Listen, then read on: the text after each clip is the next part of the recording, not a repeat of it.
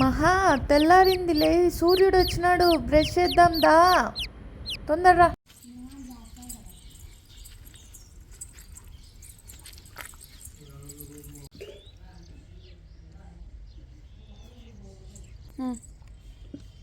మొహం కడుక్కో, ఇంకా మొహం తుడుచుకో. అయిపోయిందా?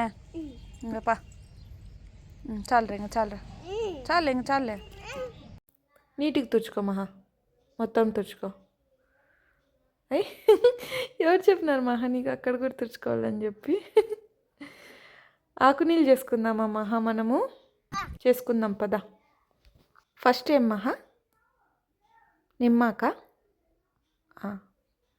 సరే పీకో. నిమ్మకాయలు వచ్చినాయి మహో. I want follow follow follow follow follow you. ఓ అట్లా పోవాలా? ఇన్ని రోజులు మేము గేట్ తీసుకొని వస్తున్నాం మహా, అట్లా పోవాలని తెలియక. నెక్స్ట్ ఎక్కడ మహా?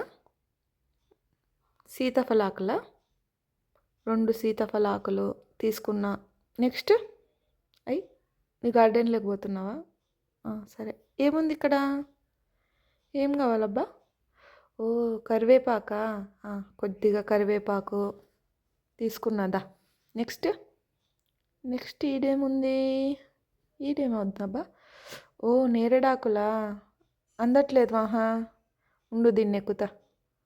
ఓకే, 2 నేరేడాకులు పీక్కొని. అయ్యి అందినాయి మహో. నెక్స్ట్ ఏమిది? జామాకు, 2 జామాకులు. అంతేనా?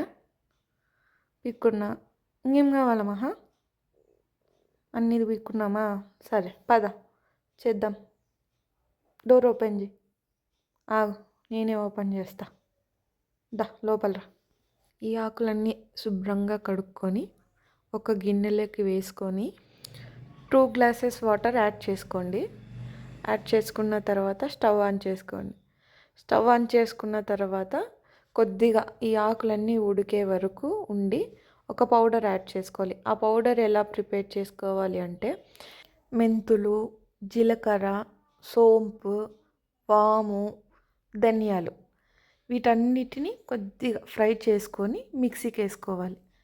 మిక్సీకి వేసుకున్న పౌడర్ని ఇలా యాడ్ చేసుకోవాలి. ఒక 2 మినిట్స్ మనం ఆకులన్నీ ఉడకబెట్టుకున్న తర్వాత యాడ్ చేసుకోవాలి.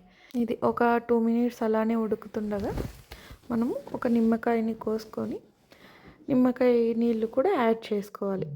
నెక్స్ట్ ఉప్పు కొద్దిగా చిటికెడు యాడ్ చేసుకొని ఇంకొక 5 మినిట్స్ వరకు అన్నీ బాగా ఉడికేంత వరకు అలానే పెట్టుకోవాలి.